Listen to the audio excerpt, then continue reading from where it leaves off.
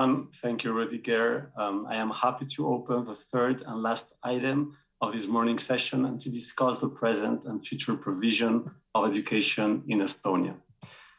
During this presentation, I will try to answer two questions regarding school consolidation, school networks adaptation, including to future demographic changes, digitalization of education services, and finally, on potential solutions and recommendations to tackle these issues.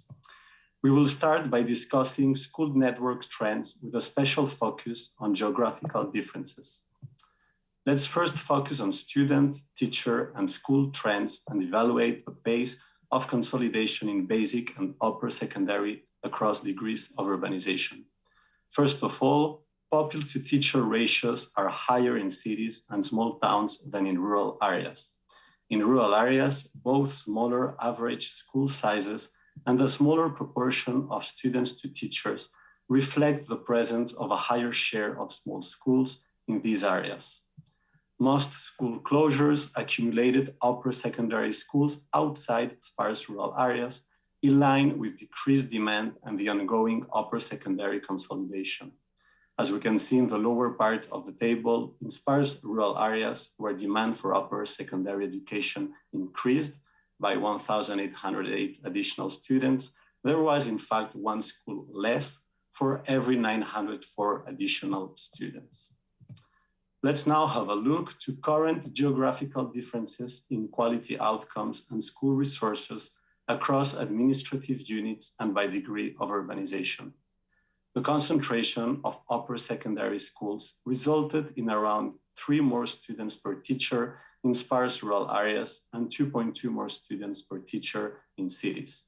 In the left figure, we can observe that given the location of the different counties, there is no evident territorial disparities in education quality.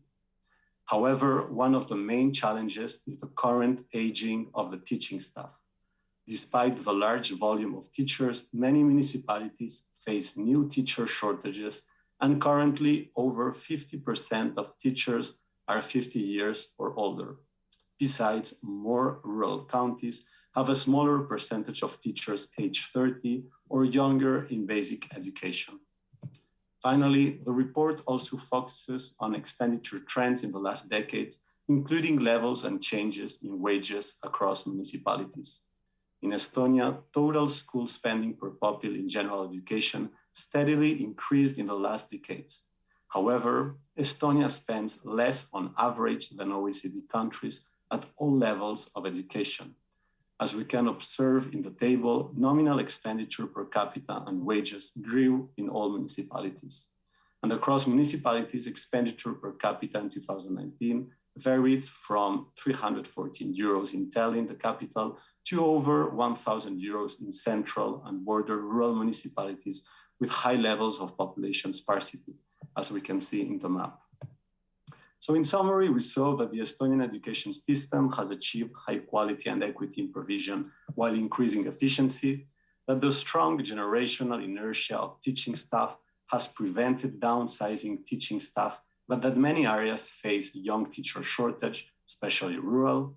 Redistribution mechanisms seem to accomplish their goal, but the efficiency gains of a fixed coefficient remain unclear, and incentives for school consolidation through funding for teaching staff may have led to over-dispersion in compensation across municipalities. How can Estonia adapt its school network to be efficient while maintaining good access to high-quality education everywhere? This section benchmarks 2011 actual school sizes, school resources, and expenditure to estimates based on the allocation model used in the OECD GRC report, Access and Cost of Education and Health Services, launched in last June. Let's first have a look to school sizes and resources. When comparing actual versus estimated resources and school sizes across municipalities, we observe that rural municipalities have on average 5.5 more teachers per every 100 students and around 4 students more per school than expected. A relevant question at this point is whether additional schools have been built in areas with school deficits and or with increasing number of students. As we can see in the left side figure, this is the case of some places such as Viimsi, Pärnu, and Tartu, where new schools came to supply increased demand in the last decade. On the other hand, in the right side figure, we see that the supply of additional schools in some rural municipalities does not seem to align with increased demand in the past decade or differences identified in the benchmark to estimated values. A final question that could be explored is whether the funding per municipality covers the unavoidable costs arising from geographic and demographic factors. While the left side figure shows that a number of rural municipalities have levels of expenditure per capita above the national average according to both the simulated and actual data, the right side figure shows that most rural municipalities seem to have a smaller share of total expenditure than what would be predicted by their unavoidable cost of smallness and remoteness. So to summarize, current spatial differences in demand patterns in Estonia may require three different strategies. Focus on improving efficiency in the use of school resources in remote areas with low access. Increase the scale of provision of schools in suburban municipalities with underutilized potential to alleviate congestion in areas with fast growing demand. And increase provision in growing urban and suburban municipalities with a strategic and common planning vision. At the same time, current expenditure in education shares generally reflect the needs of municipalities facing unavoidable cost of smallness and remoteness. We will now briefly discuss how the previous assessment holds when considering future population projections. Indeed, the report reviews how the number of schools, school resources like teachers, cost, and distance will change in the future under different policy scenarios. Available population projections for Estonia show that by 2035, the number of primary and secondary students is projected to decrease by 13% and 2% respectively. Estonia is also projected to have the second largest increase in cost per primary school student in sparse rural areas in Europe. Besides, if Estonia preserves the 2011 school network, this would lead to higher increases in annual costs outside cities and smaller increases in distances in sparse rural areas. On the other hand, rural municipalities have larger annual costs and distances per primary school student than municipalities classified as towns, suburbs, and cities. And the large majority of rural municipalities is expected to see a decrease in both students and schools if the school network adapts to future demand. In summary, school consolidation will have to continue in the next decades in most municipalities. At the same time, a number of urban and suburban municipalities will have to deal with increasing capacity. The results show that school network adaptation to future demand can be achieved without increasing travel distances. However, a number of small schools in remote areas operating at high cost will have to remain open at relatively high cost for decades to ensure access. Comparatively, increasing within school efficiency can also lead to major cost savings that can outpace the increase in cost associated with the decline in future demand for educational services. It is also essential to look at digital education. We will start by discussing recent efforts to digitalize education, especially in the access to and use of technological devices.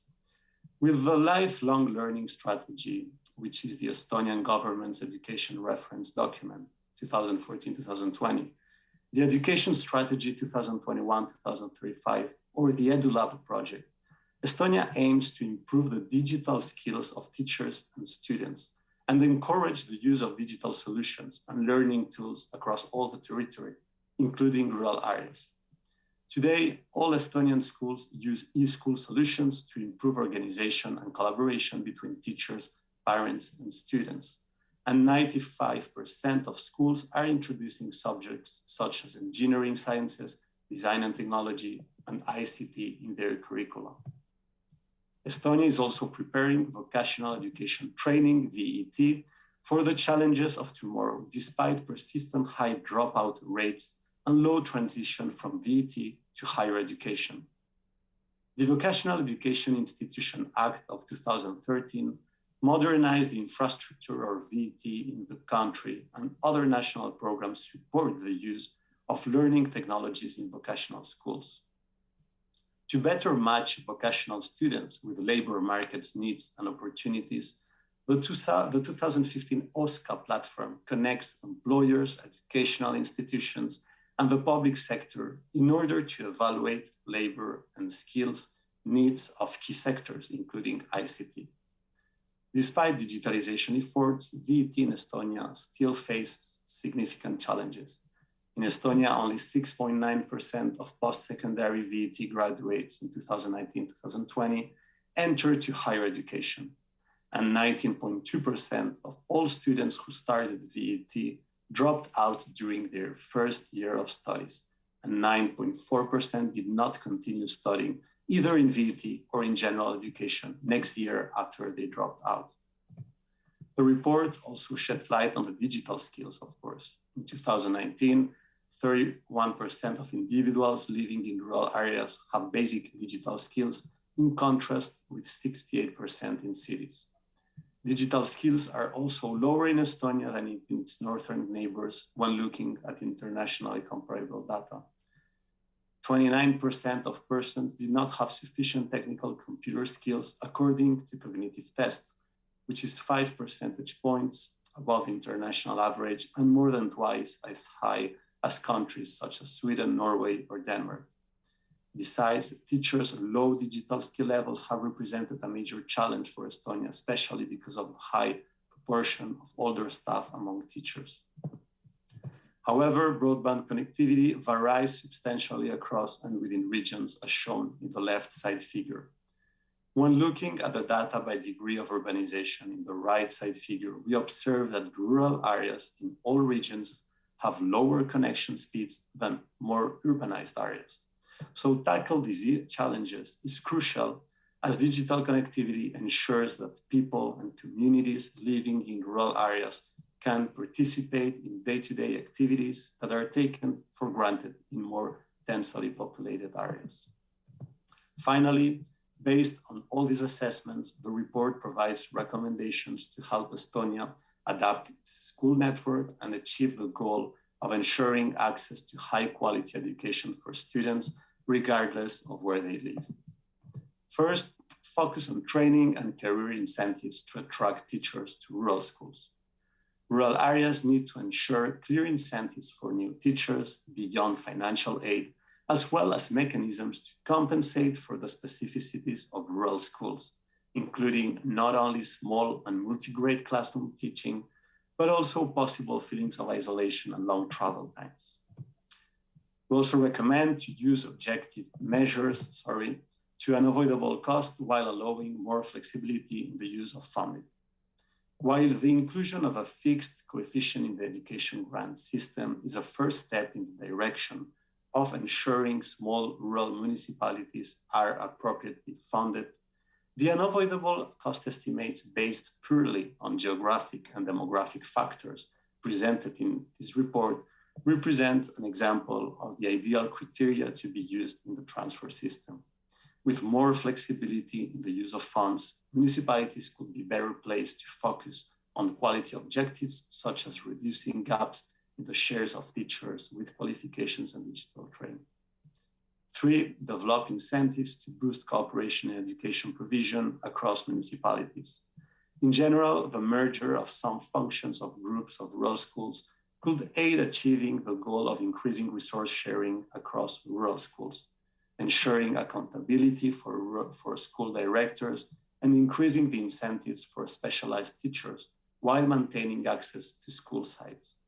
The central level could also support a joint restructuring process in neighboring small municipalities through strategic partnerships among urban and suburban municipalities and among small rural municipalities. We also recommend to consolidate higher education provision with a functional and strategic view. Indeed, placement based on functional service provision areas that also take into account the future demand for education would optimize access to schools and avoid resource duplication. Besides, the placement of upper secondary schools should be more aligned with other spatial planning policies to potentiate the role of newly constructed schools in built environment improvement and service provision integration strategies. 5, further develop demand-responsive transport solutions to facilitate access to rural schools.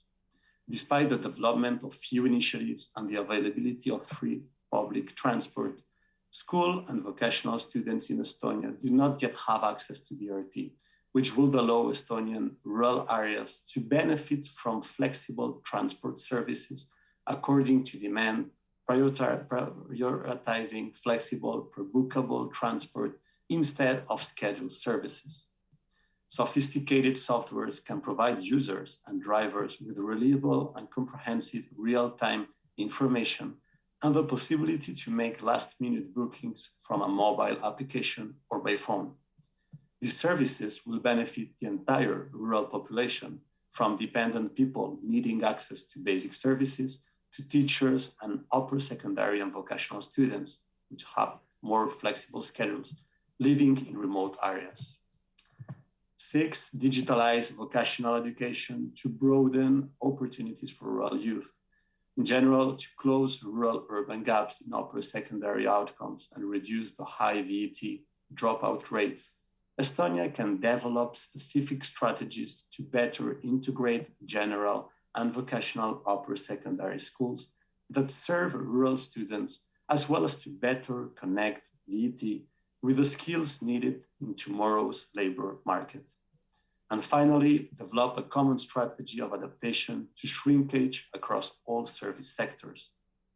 It is indeed essential to align the adaptation of services in a coherent manner across sectors and not just in a particular sector.